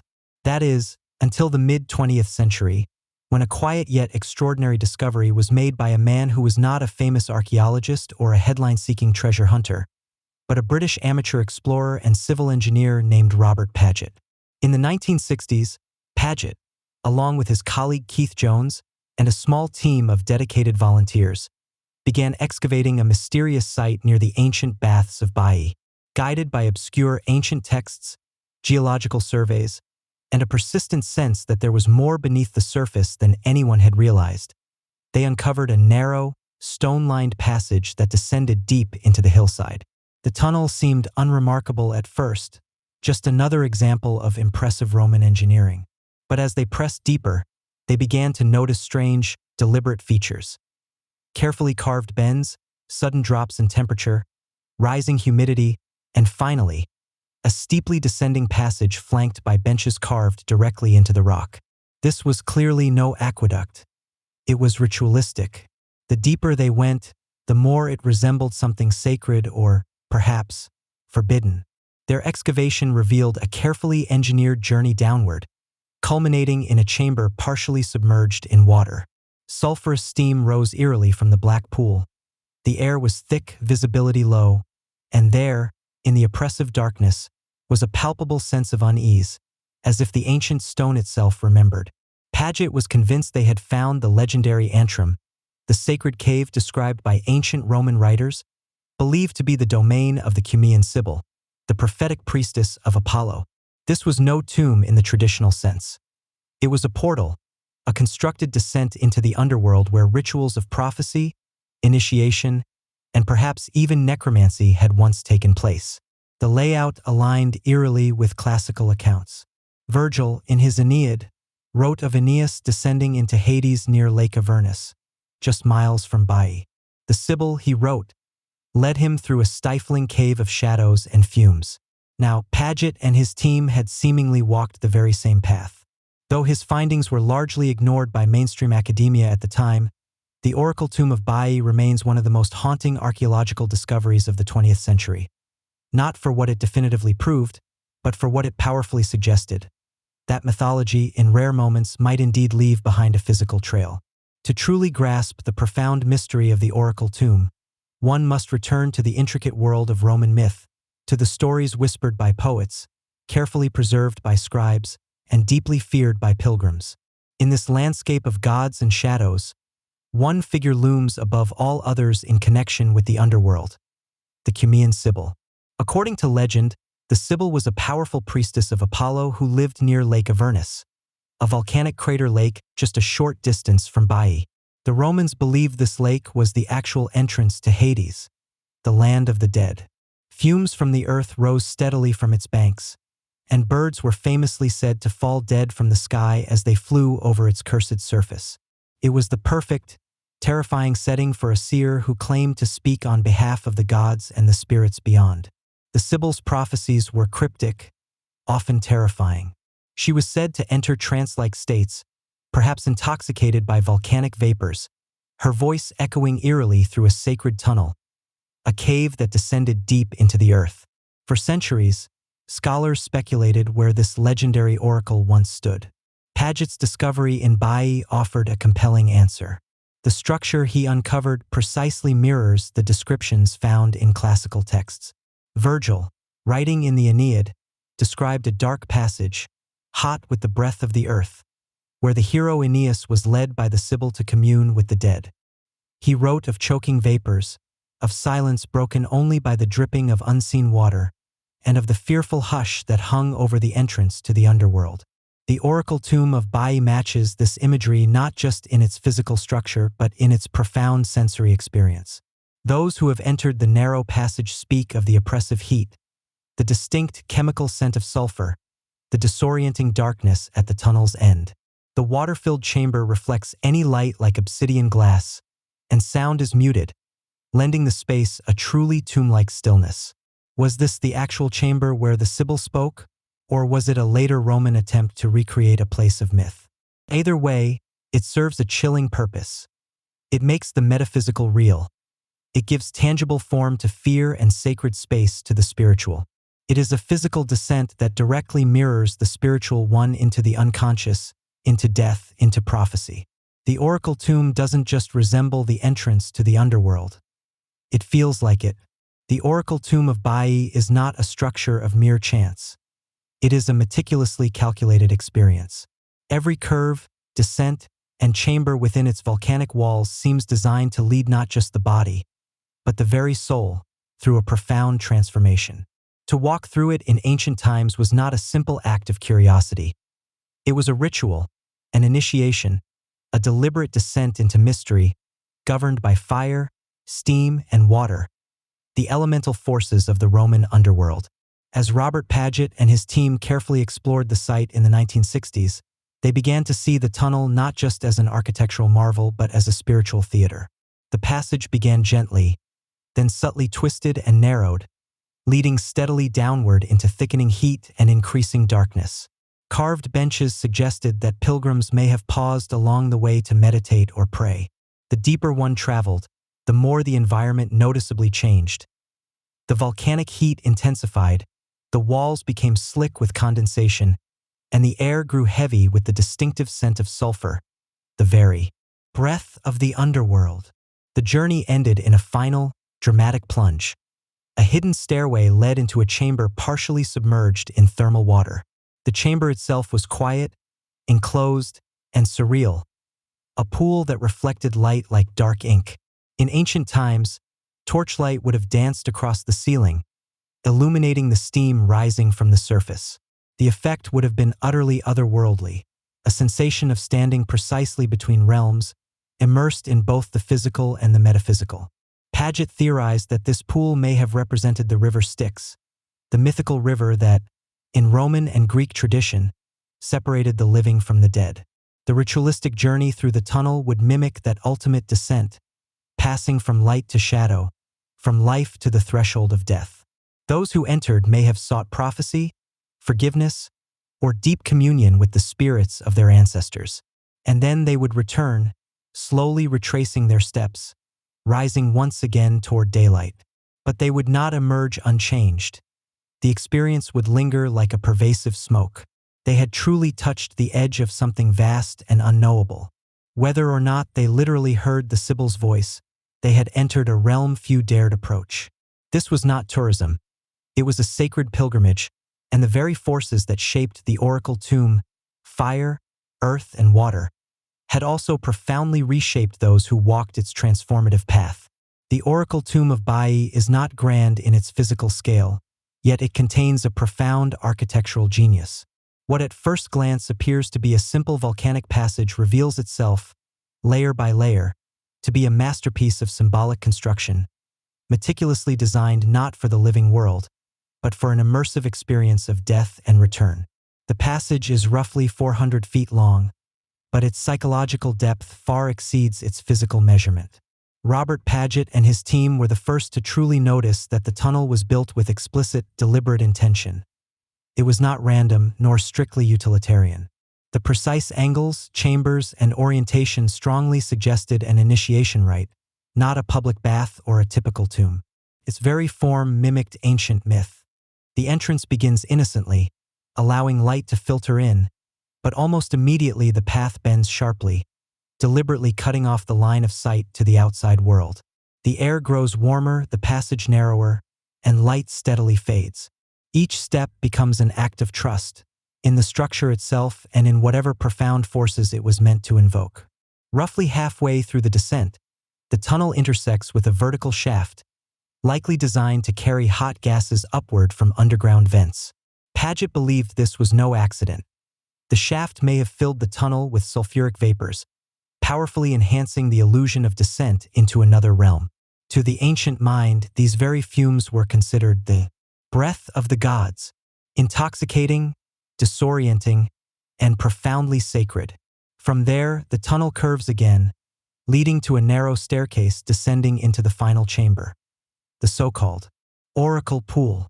This room, partially submerged and sealed in darkness, could only be entered by stepping directly into the water itself. Some scholars theorize that a hidden priestess or attendant may have spoken from an unseen alcove, delivering prophecies in a trance-like voice, powerfully aided by the echo of the stone and the distortion of the steam. The architecture in this view was a kind of spiritual technology. It actively altered the senses, controlled the journey, and created the profound illusion, or perhaps the very reality, of divine contact. Like the Great Pyramids of Egypt or the ziggurats of Mesopotamia, this was a sacred space built for transition between worlds. It wasn't meant to merely impress. It was meant to profoundly transform. The oracle tomb didn't just house rituals. It was the ritual carved directly into living stone. The oracle tomb of Bai stands at a peculiar crossroads between archaeology and allegory, between tangible physical ruin and an enduring, immortal myth. It forces us to ask, where does history definitively end, and where does legend truly begin? The Cumaean Sibyl, long associated with the nearby cave systems of Cumae, is not just a mythological figure. She was meticulously recorded by Roman historians, deeply feared by powerful generals, and immortalized in classical literature. According to legend, she was granted a 1,000-year lifespan by Apollo, but tragically forgot to request eternal youth. Over time, she withered, her voice echoing from deep within the earth, a prophetic whisper from the void. Her powerful presence undeniably dominates this entire region. The Roman poet Virgil placed her at the very center of Aeneas's epic descent into the underworld in the Aeneid. In that poignant tale, the hero Aeneas approaches the Sibyl, who guides him into Hades through a dark, foreboding passage filled with poisonous vapors and sacred dread. The setting, near Lake Avernus, just a few miles from the site of Bai's Oracle Tunnel, makes Paget's discovery seem to mirror this literary descent too perfectly to ignore. Could this chamber have inspired the myths? Or were the myths so deeply believed that the chamber was constructed in homage to them? Historians remain divided. Some view the tunnel as a sophisticated Roman ritual space, perhaps meticulously built to simulate the mythic journey, a kind of immersive religious theater for elite initiates. Others believe it may have had a more literal purpose, actively used by a cult or priesthood to facilitate genuine oracular experiences, perhaps induced by hallucinogenic gases and the powerful psychological effects of the environment itself. There is also the compelling possibility that it was both simultaneously. For ancient Romans, myth and reality were often not separate domains. A temple didn't merely represent a god, it housed one. A cave didn't just resemble the underworld. It was the threshold. The people who walked into this tunnel thousands of years ago likely didn't perceive it as a metaphor. They saw it as a literal entry. And so, the oracle tomb becomes more than a mere ruin. It is a persistent memory that refuses to fade. A sacred space that preserves the psychic terrain of a civilization that believed profoundly in what lay beneath. When Robert Paget and Keith Jones finally unveiled their findings in the 1960s, they did not receive the widespread acclaim one might expect for uncovering a possible literal portal to the underworld. In fact, much of the academic world met their claims with profound skepticism, if not outright dismissal. Why? Because the oracle tomb didn't fit neatly into traditional archaeological categories. It wasn't a temple adorned with clear inscriptions, nor was it a tomb filled with readily identifiable artifacts. It tragically lacked the grand scale of Pompeii or the meticulous documentation of Rome's civic structures. To many, it was merely an odd tunnel carved into a hillside, a curiosity, not a groundbreaking revelation. And yet, the structure's remarkable precision defied that simple label. Its deliberate design, the noticeable temperature shifts, its alignment with ancient literary descriptions, and its unique subterranean water chamber all pointed to something far more than mere coincidence. Paget's documentation was thorough, and his interpretation, while bold, was not without historical precedent. After all, sacred caves and prophetic passages are found throughout the ancient world, from Delphi to Eleusis. In recent years, a new generation of researchers has returned to Bai with fresh eyes and advanced technology. Ground-penetrating radar, sophisticated underwater archaeology, and detailed 3D mapping have begun to reveal the city's sunken secrets, including intricate thermal bath systems, lush garden courtyards, and submerged mosaics still remarkably intact beneath the waves. The oracle tomb, once widely ridiculed, is now being reconsidered not as fantasy, but as a functionally designed space within a culture that actively lived within myth. Even skeptics must acknowledge that the engineering is undeniably deliberate, and the environmental manipulation, from heat and darkness to acoustics and vapor, is unequivocally purposeful. Whether it was built for a literal descent to Hades or to meticulously simulate one is now less important than this crucial fact. It worked. Visitors would have been profoundly changed by the journey. The tunnel shaped their senses, confused their orientation, and altered their state of mind. Whether through ritual, pervasive myth, or gas-induced trance, it led them to the very edge of something they couldn't quite name, and then gently led them back again. In this sense, the Oracle Tomb mirrors all great spiritual experiences. It doesn't provide clear answers. It powerfully poses a question, one etched in profound silence and ancient stone. Is this myth made real, or reality shaped by myth? Bai's Oracle Chamber has not spoken in millennia, but even in its silence, it still challenges us to listen differently, to look deeper, and to wonder if the ancient world knew something we have forgotten today. Today, the Oracle Tomb of Bai lies mostly forgotten by the casual tourist, overshadowed by the more famous, dramatic ruins of Pompeii and Herculaneum. Its entrance is modest, unmarked by grand statues or triumphal arches. The tunnel simply disappears into the hillside like a profound secret, quiet, damp, waiting. And yet, those who step inside still describe the same uncanny sensation. A subtle tightening of the air, a deep hush that wraps around the senses like a shroud. Time has weathered its ancient stone, but not its pervasive mystery. What makes this site so profoundly compelling, so eerily unforgettable, is not just its remarkable structure or its unique setting. It's the powerful feeling it evokes, that we are not merely observing history, but brushing up against something older than history itself. A tangible doorway into the psychological heart of the ancient world. The Romans, with all their impressive roads and formidable legions, still harbored a deep fear of what lay beneath their feet. They constructed shrines over cave mouths and made solemn offerings to the dead at the edges of volcanic craters. They named the entrance to the underworld Mundus, and every August, they genuinely believed the spirits of the departed walked freely among the living. Bai, with its boiling springs and sulfur-scented air, embodied this liminal space perfectly. Not heaven, not hell, but a sacred threshold. The Oracle Tomb is one of the very few surviving places where that ancient belief feels truly tangible. To descend its dark corridor is to join a long lineage of seekers. Pilgrims, emperors, and perhaps even the desperate or the mad, all of whom came not to find material treasure, but profound truth, or at least a fleeting glimpse of it. What did they truly hear in that chamber? What did they ask of the Sibyl? What profound price did they pay for prophecy? We may never definitively know, and perhaps that is precisely the point. In an age obsessed with irrefutable proof, Bai reminds us of something sacred. That some experiences were never meant to be fully understood, that some structures were built not to house answers, but to safely cradle profound questions in silence, in stone. So, the Oracle Tomb remains, part myth, part monumental ruin, part mirror, powerfully reflecting our eternal fascination with what lies beyond. It is a whisper carved into the earth, a ritual still vibrantly alive in shadow, a gate that never fully closes. And for those who dare to enter, it still waits. The story of Simone Biles. Our story tonight is about a gymnast who could seem to fly, but her journey began with the need to simply survive.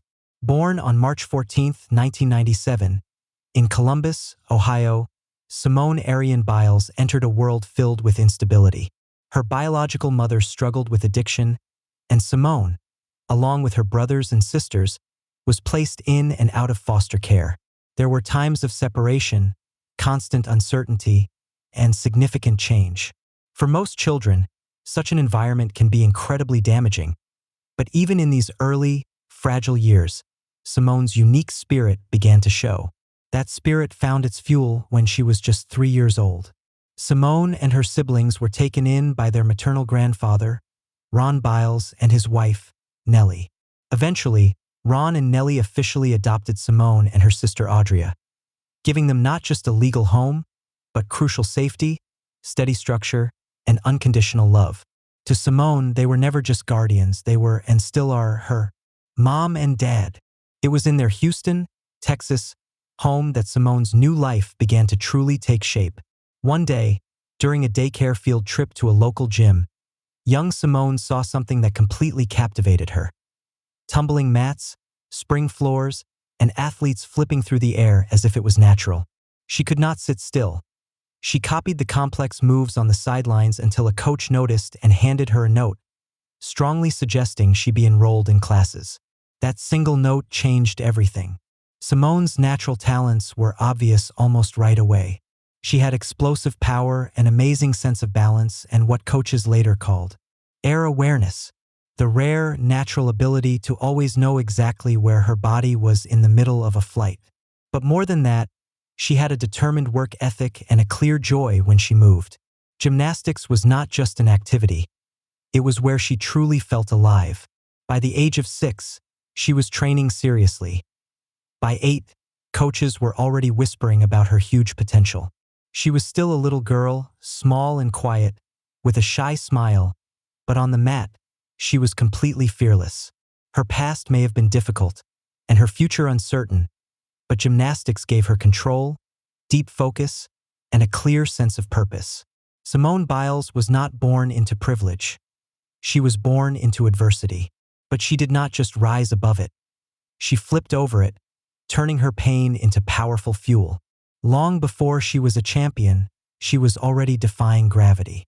Simone Biles' swift ascent was not an accident. It was a perfect combination of natural talent, good timing, and unwavering determination, carefully honed by years of relentless discipline and deep sacrifice. After that life-changing daycare field trip sparked her interest, Simone began training seriously at Bannon's Gymnastics in Houston. It was not long before her sharp coaches realized they were seeing something truly special. Not just raw skill, but an unteachable mix of fearlessness, explosive strength, and something even rarer, pure joy in the face of great challenge. By the age of 8, Simone was already performing skills years ahead of her peers. Her small size, eventually just 4 feet 8 inches, gave her a physical advantage. She could rotate faster, jump higher, and perform complex twists with an almost supernatural sense of air awareness. But none of it was easy. Her coaches pushed her relentlessly. The routines got progressively harder, and Simone, with her quiet, fierce drive, simply kept pushing back. One of the most influential people in her early life was Coach Amy Borman, who began training Simone when she was a young girl and continued to guide her through her amazing rise to fame. Borman did not just teach Simone gymnastics. She taught her how to be a strong competitor, how to channel immense energy, quiet doubt, and turn nerves into raw power. Theirs was a partnership built on deep trust, steady patience, and mutual respect. While many elite gymnasts trained in intense, even rigid systems, Simone's training was uniquely designed for her overall well-being. Her parents and Borman carefully protected her childhood, even as she entered a sport that often ruthlessly erases it. Simone was homeschooled to allow for more flexible training hours, but her life was not only about gymnastics. She loved pizza, enjoyed spending time with her siblings, and loved doing spontaneous backflips in the backyard just for fun. She was grounded by her faith, family, and laughter. By the age of 14, Simone was already getting noticed in junior elite competitions. Her routines were packed with breathtaking difficulty and calculated risk. Moves most girls would not even try, let alone perfect. She did not just complete skills. She exploded through them, making even the hardest combinations look completely effortless. But Simone's greatest strength was not just physical. It was deeply mental. She had a quiet confidence, a strong internal compass, and a steady refusal to be anything but her true self. Her foundation was not fleeting fame. It was forged in sweat, supported by family, and built on a kind of belief that does not need to be loud to be heard. Simone was not just learning gymnastics. She was fundamentally building the tools that would soon redefine the entire sport. By 2013, Simone Biles was no longer just a rising star. She was a powerful force, moving toward the global stage, unstoppable and uncompromising. That year, at just 16 years old, She bravely stepped into the senior elite level and went to the World Artistic Gymnastics Championships in Antwerp, Belgium.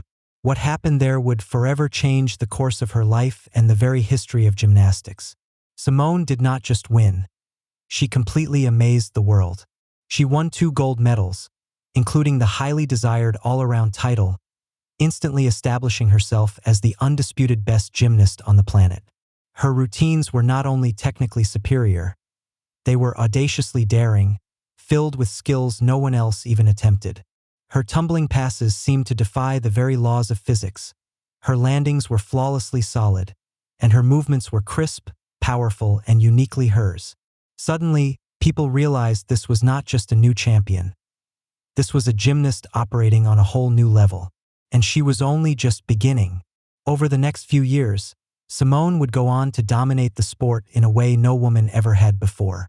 From 2013 to 2016, she won 3 consecutive all-around world championship titles, a monumental achievement never before done by an American woman. Her consistency was unshakable, her routines were upgraded year after year, and her scores soared far above her peers. She made the seemingly impossible look completely routine. But it was not just her difficulty that set her apart. It was her magnetic presence. Simone competed with visible joy, while others showed clear nerves.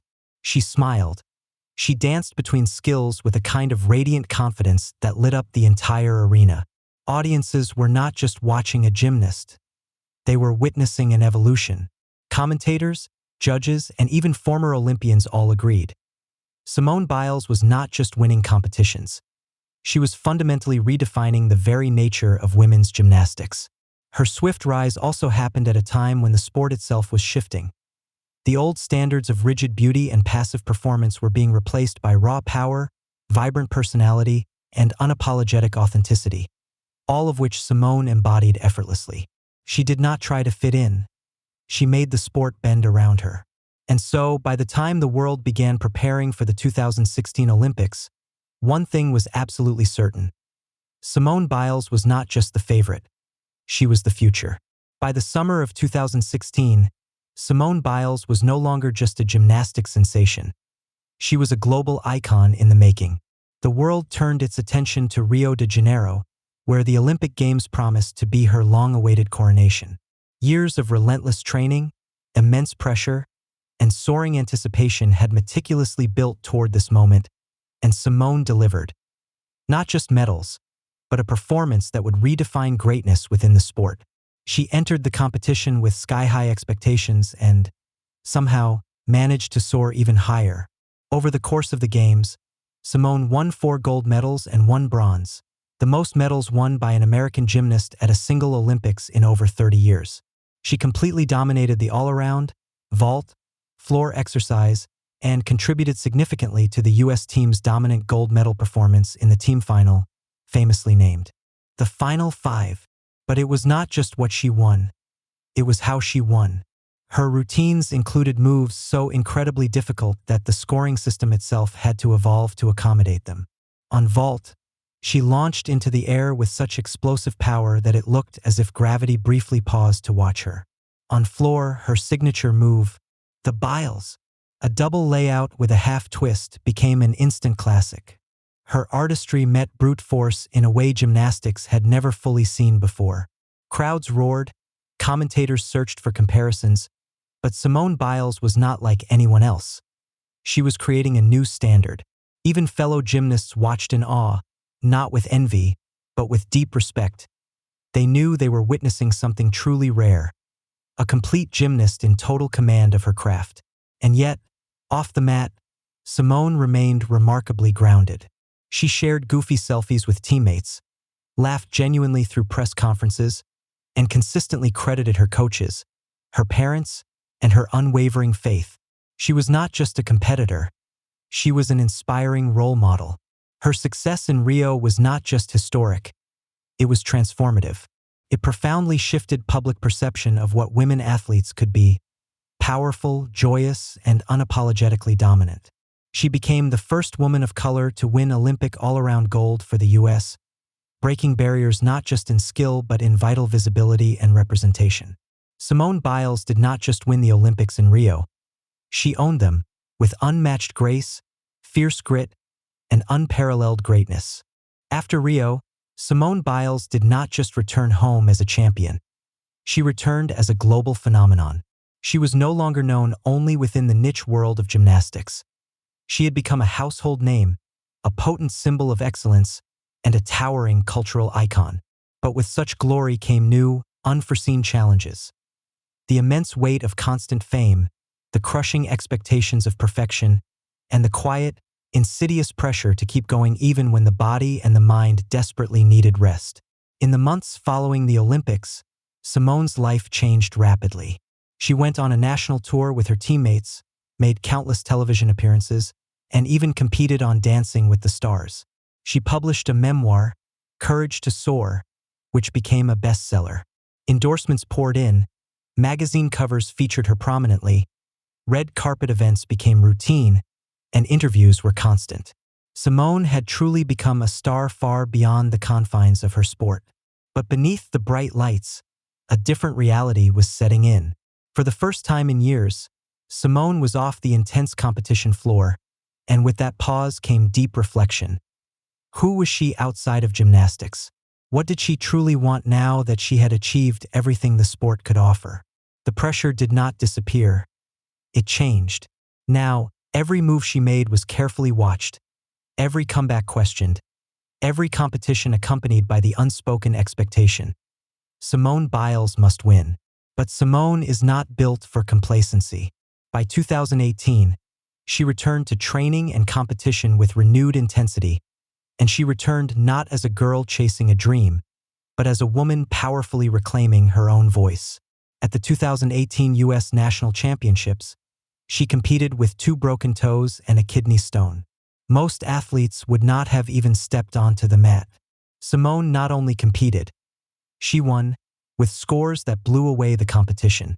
Her performance was not just dominant, it was defiant. Still, something deeper was stirring beneath the surface. The world saw the medals, the smiles, the gravity-defying flips, but few knew the immense emotional cost of being the greatest. The trauma of the sport's dark underbelly was beginning to surface, and Simone, more than anyone, was feeling the profound burden of carrying both the sport's future and its painful past. The time after Rio was not just about sustaining greatness. It was about surviving it. And in that crucial space between triumph and truth, Simone Biles began to discover a different kind of strength, one rooted not in performance, but in radical vulnerability. For all her unparalleled athletic power, Simone Biles's most courageous moment did not happen on a balance beam or beneath the Olympic rings. It happened with a microphone in front of the entire world, when she chose to speak the truth, not about medals but about profound trauma. In 2018, Simone Biles bravely revealed that she was one of the hundreds of gymnasts abused by former USA Gymnastics Dr. Larry Nassar, a man who had preyed on athletes for decades under the insidious guise of medical care. Simone's decision to speak out was incredibly difficult. She was, by then, the undisputed face of the sport, the brightest star in an organization now deeply and shamefully tarnished. But she steadfastly refused to remain silent. In a powerful statement posted online, she wrote, "I am not afraid to tell my story anymore." It was more than a confession. It was a profound declaration. She was not just standing up for herself. She was standing up for all the girls who had been hurt, silenced, and ignored. She demanded accountability, not just from Nassar, but from USA Gymnastics and the U.S. Olympic Committee, which had enabled his abuse through negligence and cover-ups. In doing so, Simone transformed from a mere champion into a powerful changemaker. Her courage resonated far beyond the gym. Survivors around the world saw their own pain reflected in her voice. Fellow athletes rallied behind her.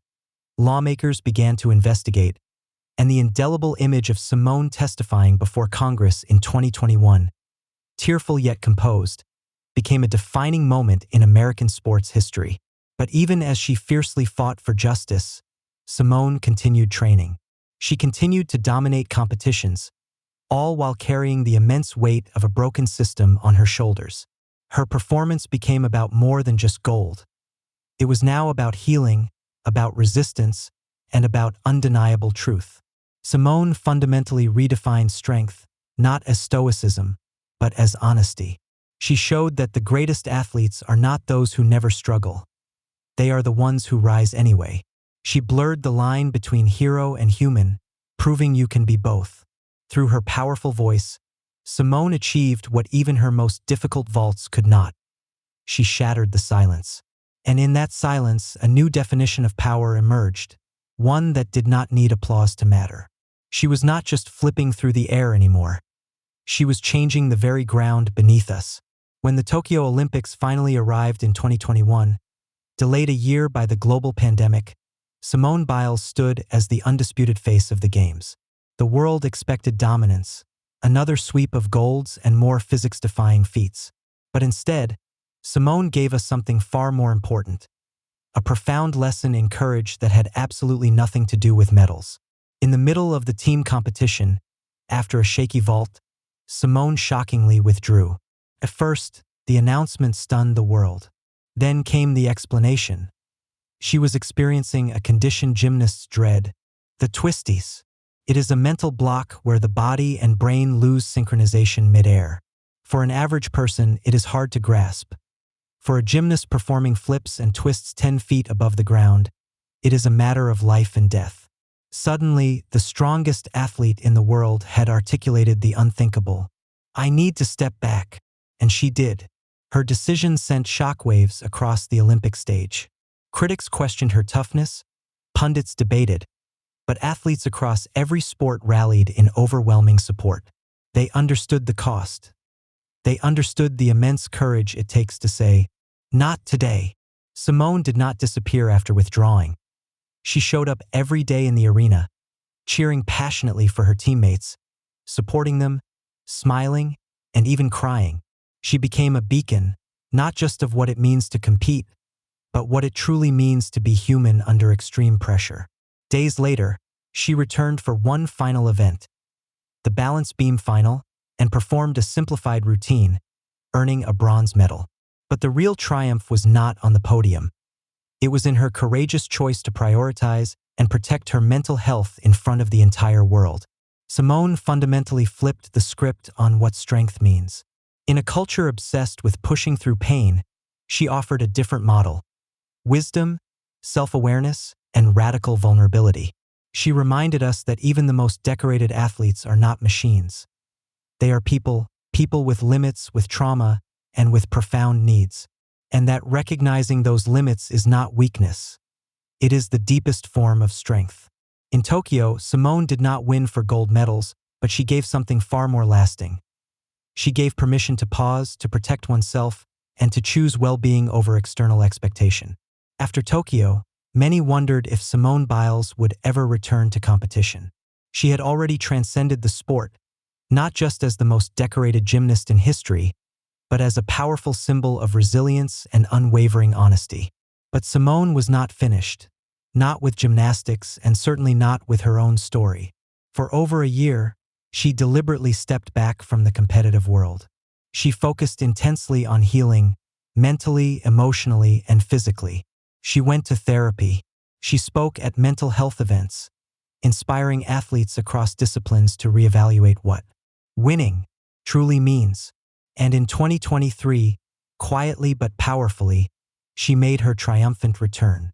When Simone walked back into the arena at the US Classic in August 2023, it felt less like a comeback and more like a homecoming. She was not trying to prove anything. She was not chasing medals. She was doing it entirely on her own terms. And still, she dominated.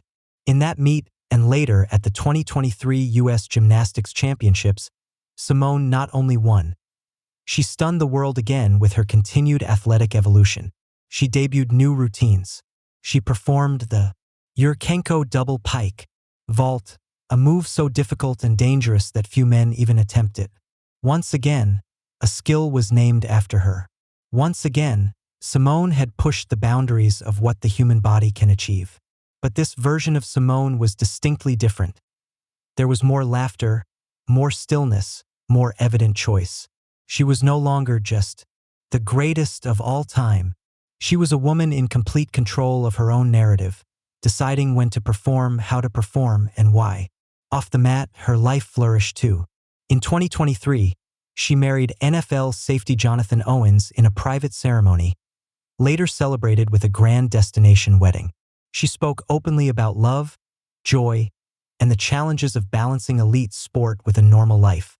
Her relationship became another powerful symbol, not of perfection, but of grounding, of being seen and profoundly supported beyond the spotlight. Simone's return was not about reclaiming titles.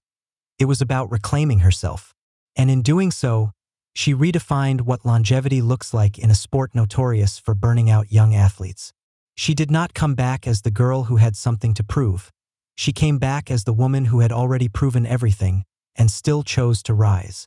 Simone Biles is, by every measurable standard, the most decorated gymnast in history. With over 30 world and Olympic medals, including 4 skills named after her, she has profoundly redefined the limits of the sport, not just by winning, but by reshaping what greatness truly means. And yet, her true legacy extends far beyond the medals, the routines, or even the accolades. Simone Biles has fundamentally changed the culture of gymnastics. Before her, raw power was admired, but artistry was often favored. After her, the standard shifted. She made it impossible to ignore that strength, breathtaking difficulty, and unwavering confidence are just as beautiful as traditional grace. She did not just raise the bar. She launched it into the air, spun around it twice, and landed with a smile. And then she implicitly asked, "What's next?"